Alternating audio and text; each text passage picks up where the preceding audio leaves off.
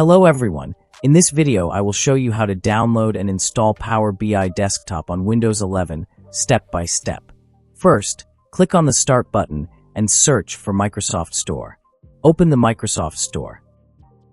After it opens, go to the search bar and type Power BI Desktop. From the search results, click on Power BI Desktop. Now click on the Get button. The download will start automatically. The download size may be large, so please wait until it is fully completed. Once the download is finished, click on Open, or you can open Power BI Desktop from the Start menu. When Power BI Desktop opens for the first time, you may see a welcome screen. From here, click on Blank Report to create a new report. Now you will see the Power BI interface. On the left side, you can see options like Report View, Data View, and Model View.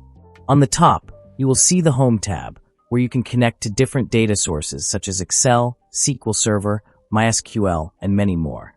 This is where you can start importing data, creating visualizations, and building interactive reports and dashboards. That's it. You have successfully installed Power BI Desktop on Windows 11. If this video is useful for you, please like this video and subscribe to this channel for more tutorials.